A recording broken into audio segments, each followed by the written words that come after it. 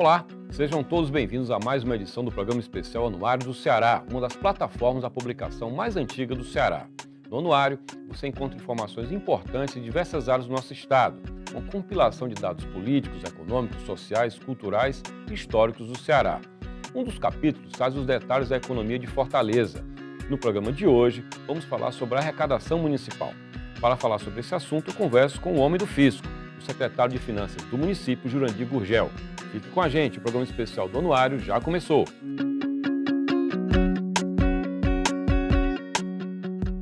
Somente de imposto sobre serviços, ISS, Fortaleza arrecadou no ano passado algo como cerca de 700 milhões de reais. Os três maiores setores de arrecadação foram seguros e planos de saúde, serviços de apoio técnico e administrativo e também os bancos. Esses dados estão na edição 2017-2018 do Anuário do Ceará. E quem vai conversar conosco sobre a arrecadação e sobre a política fiscal de Fortaleza é o secretário de Finanças do município, Jurandir Gurgel. Secretário, muito bem-vindo.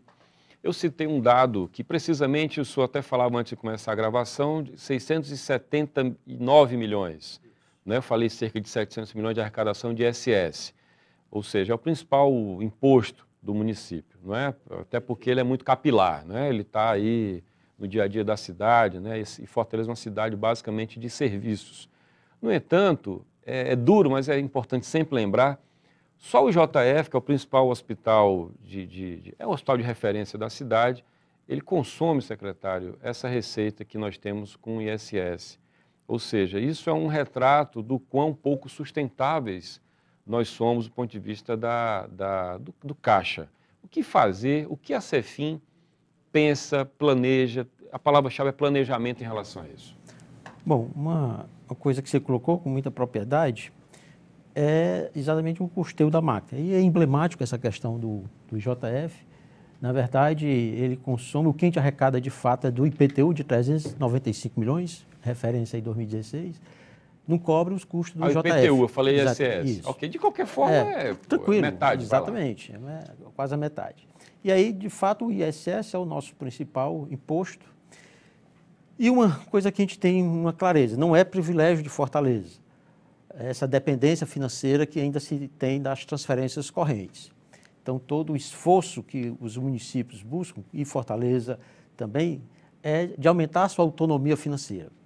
E aí você falou uma palavra-chave, planejamento.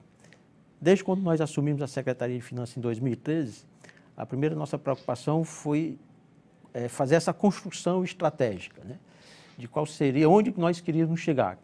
E na nossa visão, queremos ser referência nacional. E na nossa missão de obter receita pública com justiça fiscal e o gerenciamento eficiente dos recursos financeiros para o desenvolvimento sustentável do município de Fortaleza. E aí nós construímos o que nós chamamos hoje lá do Programa de Fortalecimento do Fisco. E esse Programa de Fortalecimento do Fisco, ele tem alguns direcionadores estratégicos. Aumento da arrecadação, otimização da arrecadação, modernização da gestão, inovação tecnológica, melhoria da infraestrutura física e tecnológica também, melhoria da comunicação interna e externa e do atendimento ao cidadão contribuinte. Então, todas as nossas ações, ao longo do primeiro ciclo de gestão, foram 104 projetos. Posso afirmar que desses 104 projetos fomos premiados 5 vezes pelo projeto inovador da própria Prefeitura, como também do InfoBrasil. E tiramos 2 primeiros lugares, tiramos segundo lugar, tiramos terceiro lugar. Então, nós tivemos em todas as edições com esses projetos inovadores. E isso tem se transformado em resultados. De fato, a dificuldade de Fortaleza é grande, mas a gente pode afirmar que nesse primeiro ciclo de gestão, Fortaleza teve uma taxa de crescimento da receita tributária entre as capitais, ela ficou em segundo lugar. Perdeu para quem? Você lembra? Palmas. Tocantins. Que por ser pequena, exatamente. Né? Então, qualquer, na proporção, exatamente, qualquer mexida nessa base que já é pequena, então você tem um impacto na... Tanto é que essa própria receita tributária, agora em 2017, no primeiro semestre, na taxa de crescimento do primeiro semestre, ocupamos também o primeiro lugar. E isso é fruto desse esforço, dessa estratégia pensada e montada, em que tem todo um acompanhamento e um controle desses projetos. E aí, como o próprio sistema do ISS Fortaleza, que foi um sistema todo novo, desenvolvido por nós, Tivemos também o CIT, que é o Sistema de Informações Territoriais, que dá todas as informações hoje sobre o IPTU. Eu posso dizer que, do ponto de vista tecnológico, Fortaleza está preparada, né, para exatamente obter essa receita pública com justiça fiscal, para que nós possamos devolver para a sociedade através de seus investimentos, né, bens e serviços. Então, tem sido um esforço, né, nessa linha, desses direcionadores estratégicos, e a gente já teve assim, essa obtenção desses resultados. Para você ter ideia, a nossa arrecadação própria, uma taxa de crescimento aí desse primeiro ciclo de gestão do prefeito Roberto Cláudio, a gente cresceu em torno de 47%, vis-à-vis uma inflação de 32%, tivemos aí crescimento da ordem de quase 15% real. Ao passo que... Você fala na primeira gestão dele? Isso, na primeira gestão. Tá. Pegando aí o ciclo... Da qual o senhor também foi secretário? Exatamente. Pegando o ano base 2012, então todo o trabalho, todo o esforço feito em 2013 a 2016. A gente teve essa taxa de crescimento real da ordem de 15%. Comparado com as transferências, foi queda. Mas o senhor está falando, levando em conta a inflação também do período? Isso. O crescimento nominal da ordem de 47%. Vis-à-vis a inflação de 32%, né? 32 alguma coisa, então você chega aí perto aí dos 15% de taxa de crescimento real, né?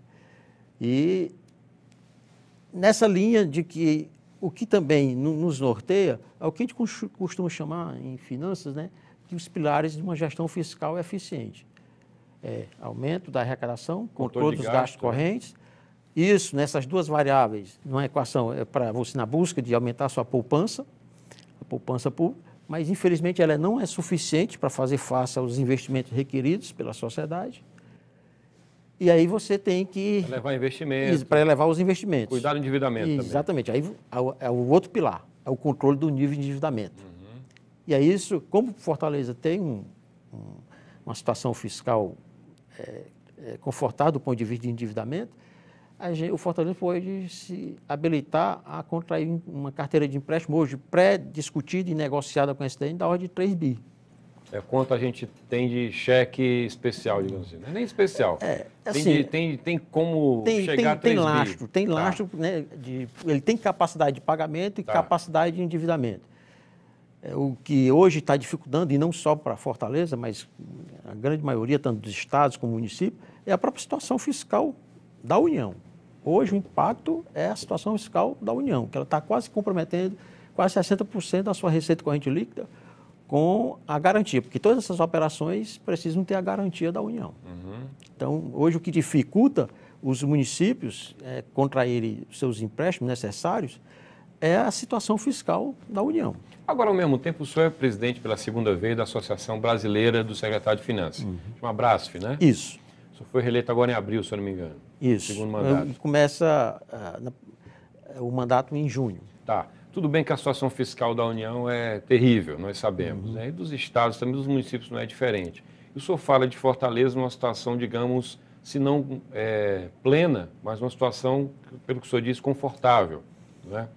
O que é que o senhor tem ouvido, né, nesse colegiado de secretários, e o que é que o senhor diria que Fortaleza precisa fazer para manter, ou pelo menos para conseguir esse nível de conforto mínimo? Bom, porque isso não é ad eterno. As angústias, né, dentro da discussão lá da Brasf, é exatamente esse contexto macroeconômico adverso, né? Porque se você prestar atenção, esse resultado, já em 2014, de um crescimento de 0,1%, quase nada. Então, você teve recessão, queda em 2015 de 3,8% e em 2016 de 3,6%.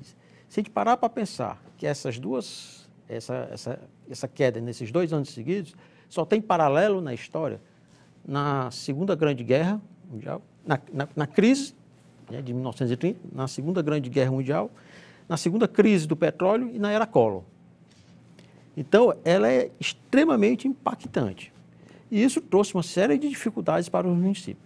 A despeito na arrecadação própria, Fortaleza, eu não diria assim uma situação confortável, mas uma situação em que mostrou austeridade fiscal, se mostrou eficiência fiscal, mas a gente foi muito impactado pela queda das transferências. Só para você ter ideia, no caso de Fortaleza, o ICMS, que é a nossa principal transferência, só entrou nos cofres públicos, em termos absolutos, 994 mil. Queda real de mais de 8%. Nem 994 mil? Mil. Em qual Se período? você comparar o ICMS de 2016, comparado com o ICMS, a transferência do ICMS de 2015, absolutamente o que cresceu foi 994 mil, queda real de mais de 8%. Nem 1 milhão? Nem 1 milhão. Então, isso traz dificuldade. E, como eu disse, isso não foi novidade e não é privilégio de Fortaleza, toda essa dificuldade. Então, na Abrasp, toda uma discussão é exatamente buscar estratégias, né? E uma dessas, vamos dizer, foi uma vitória da Abrasp, foi exatamente a lei complementar 157, que foi promulgada em 30 de dezembro de 2016. E essa lei, ela traz duas grandes mudanças na lei do ISS, que é a 116. Foi aí o estabelecimento da alíquota mínima de 2%. Isso aí você pacifica essa questão da guerra fiscal. Ela trouxe nessa lei, inclusive, artigo da lei de improbidade administrativa. O chefe do Poder Executivo, se aplicar uma alíquota menor que 2%, ele pode ser acusado de improbidade administrativa. Então, isso trouxe uma segurança. Qualquer arrobo, exatamente. Né? Alguma gestão, né, de alguns chefes de Poder Executivo de município nessa guerra fiscal. Então, você pacificou com relação ao ISS essa questão. Quem estava praticando 1% de ICMS de alíquota teve que subir para 2%? Exatamente, não vai mais poder. Já subiu? Ela já teve vigência, já era para entrar em 2017, mas houve a questão de alguns vetos, né? E aí houve todo um trabalho também da Federação Nacional dos Prefeitos, a FNP, e também da CNM, Nacional dos Municípios, na busca de derrubada desses vetos. Então, que hoje os municípios estão tentando fazer o ajuste nas suas leis, e aí só vai poder passar a vigorar em 2018. Então, vão todos que se ajustar a essa alíquota mínima. Fortaleza já praticava a alíquota mínima, né? Então, isso não é, a gente só precisa fazer alguns ajustes. E outra grande mudança, que foi uma busca nessa luta, você mudou o local de incidência do ISS. Antes era no domicílio do prestador de serviço, agora passa a ser no domicílio do tomador do serviço.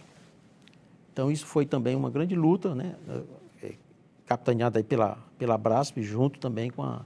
Que a Abrasp, ela funciona assim como o braço técnico, ela é assessoria técnica, né, dos outros fóruns dos prefeitos, como a FNP. Ela tem sua autonomia, né, ela tem sua independência, mas o grande produto que a Abrasp gera é exatamente esses estudos técnicos, né? Tem um corpo técnico muito bom, nós temos assessorias técnica, jurídica e parlamentar. Então, isso dá a Abrasp, uma instituição que está aí há mais de 33 anos de atuação e tem produzido, então, posso dizer assim, um grande trabalho em 2016 foi exatamente a mudança da Lei Complementar 116, na sua versão, a Lei Complementar 157. Secretário, eu vou chamar intervalo, vou deixar no ar uma questão. O fisco, normalmente, ele se limita a ser o cuidador do cofre, né, a tratar desses pilares que o senhor fala, endividamento, a arrecadação, naturalmente, né, o controle de gastos e, enfim, trabalhar com essa parte fiscal.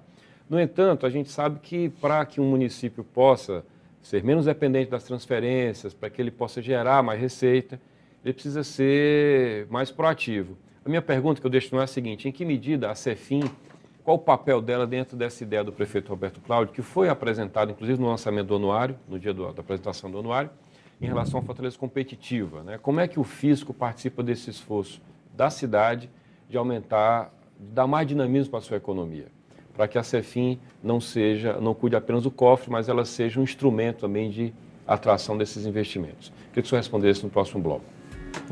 Vamos agora a um rápido intervalo. No próximo bloco do Programa Especial Anuário do Ceará, eu continuo a conversar com o secretário de Finanças de Fortaleza, Jurandir Gurgel. Até já!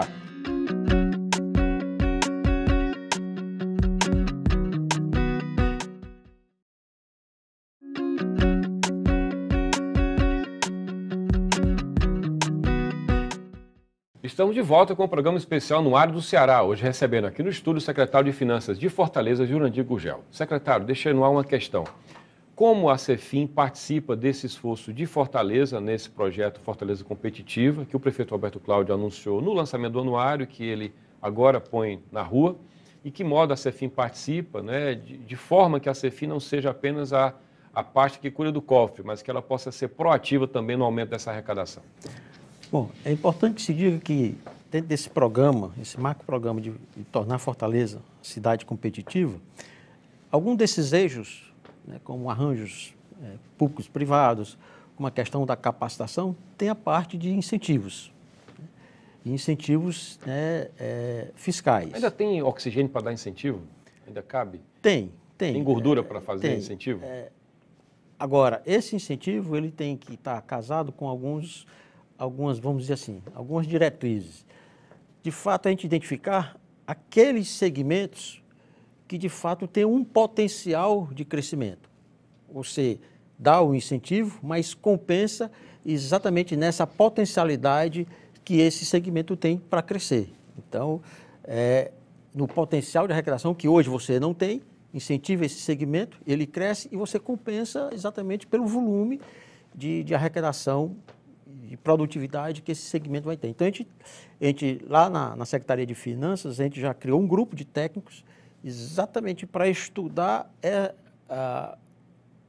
buscar soluções exatamente focado na filosofia do Fortaleza competitivo. Então, já tem um grupo lá estudando para a gente prospectar, né, exatamente dentro de segmentos, porque Fortaleza é o seguinte, ela responde por quase 50% do PIB do Estado. E o PIB de Fortaleza, mais de 70% é serviço. Então, a gente acredita que há um potencial de crescimento e uma outra diretriz desse incentivo é tentar desenvolver aquelas áreas mais carentes, de IDH menor. Então, é uma das diretrizes em que, para que a gente possa levar algum desses segmentos, algumas dessas empresas, para essas áreas mais carentes de Fortaleza, exatamente para tentar mitigar e diminuir essa desigualdade que infelizmente torna Fortaleza uma cidade apartada. Como é que essa política que o senhor fala conversa, por exemplo, com Fortaleza 2040 e conversa com a nova lei de uso e ocupação do solo, que por sua vez cria as EDUs, as zonas de interesse, que tem prioridade por certas atividades em certas áreas, Varjota, gastronomia, Barra do Ceará, se não me engano, TI e por aí vai. Como é que essa lógica de fiscal conversa com planejamento e com esse ordenamento da cidade? Você tocou novamente num ponto interessante. O Fortaleza 2040, né, com um plano master, pensando Fortaleza aqui para os próximos anos, o próprio plano de governo de Fortaleza já nasceu aderente a esse Fortaleza 2040. E lá dentro do plano de governo, uma das diretrizes era o plano estratégico da gestão fiscal. Foi o que nós fizemos, que é hoje, na sua segunda fase, o programa de fortalecimento do fisco. E aí, essa discussão, né, da lei de uso e ocupação de solo, né, o que vai fortalecer também o uso de instrumentos urbanísticos, a gente tem mantido, inclusive, reuniões sistemáticas com a secretária Águida. Inclusive, eu já a convidei para uma reunião dentro da Abraço, exatamente para a gente suscitar, dentro da Abraço, a gente pensar fora da caixa, para a gente não ficar pensando só em receitas que, vamos dizer assim, são da nossa ação principal, né, como ISS e IPTU, mas utilizar os instrumentos urbanísticos como fomentadores de alavancagem de receita. Também levei a secretária Águida, porque a gente faz parte também do Fórum de Secretários de Finanças da região metropolitana, nesse sentido de se conversar a política fiscal com a política ambiental. E aí você, numa vertente de utilizar esses instrumentos urbanísticos para favorecer e fomentar o aumento da arrecadação. Então, eu diria assim, que isso está integrado, está concatenado, né, dentro, não fugindo um pouco dessa política fiscal, só nesses elementos que são bases, são princípios da ação do fisco, né, da capital, das capitais e de todos os outros municípios. Os municípios têm muitas obrigações, a própria Constituição aumentou a quantidade de demandas dos municípios, mexeu na questão fiscal, porém, os municípios dependem muito das transferências federais, né, secretário? Eu queria que o senhor me dissesse em que medida Fortaleza depende dessas transferências. É muito forte ainda. Josélio, você tocou num ponto muito interessante. Fortaleza, como disse, não é privilégio, mas é da ordem de 57% a nossa dependência das transferências. E desde a Constituição de 88, como um princípio federativo, atrelado a isso, era a autonomia financeira dos municípios. Você passou para os municípios novas atribuições mas não houve a correspondência das transferências. E há estudos muito já comprovados em que quando há essa dependência financeira, os municípios eles não se sentem impelidos, né, de próprio constituir a sua estrutura tributária. Daí, às vezes, acabam fomentando a criação de mais e mais municípios. Uma vez em que você joga essa responsabilidade para o município, em que está provado que quando há uma cidadania fiscal mais efetiva, quando o recurso que é arrecadado fica próximo da população. Isso está provado. Ela está olhando, está mais perto. Ela tem essa condição de perceber para onde que está os seus recursos. O caminho é mais curto do dinheiro. Isso, né? Não precisa ir para Brasília para depois ter que voltar. Então, a experiência internacional prova isso, que há uma eficiência quando a arrecadação se dá próprio na locação onde os fortalezenses vivem e qualquer cidadão, em outros municípios. Por que você não mora na União? Você não mora no Estado, você mora no município. E no município é que você percebe muito claramente as suas necessidades. A gente sempre dá um exemplo emblemático na ação do prefeito, quando fazendo aquela estrutura de estudos sobre a implantação dos postos de saúde. E em uma determinada localidade lá no Conjunto Palmeiras, houve uma reação da comunidade. Né? E o prefeito, mas vendo ali toda a técnica mostrando que aquele era o local, mas o que era? A comunidade, aquele local onde ia ser construído o posto, era onde tinha um campo de futebol. E aquilo era importante, era valor para aquela comunidade. E essa ausculta, esse diálogo com a comunidade fez com que o município, na verdade, fizesse uma areninha naquele campo e construísse o posto de saúde em outro. Isso acontece por quê? Pela proximidade que o cidadão contribuinte tem com o poder público. Claro. Né? Então, se torna mais efetiva essa ação, essa cidadania fiscal mais efetiva. O governo federal ele pisou no freio quando ele pensou em aumentar impostos para fazer a conta fechar. Não conseguiu fazer, desistiu de aumentar, o Congresso reagiu também, e ele partiu para medidas como adiar aumento do funcionalismo federal, partiu para medidas diversas que pudessem gerar aí um rombo menor, ainda que ele tenha aumentado o tamanho desse rombo previsto. Como é que Fortaleza lida com essa necessidade de aumentar a arrecadação versus a possibilidade de aumentar imposto? É importante que a gente diga o seguinte, que dentro daqueles pilares da administração, da gestão fiscal eficiente, que é o aumento de arrecadação, diga-se passagem que existe uma visão estratégica de Fortaleza com relação ao aumento da receita. Aumento de receita, aumento de arrecadação, sem aumento de impostos.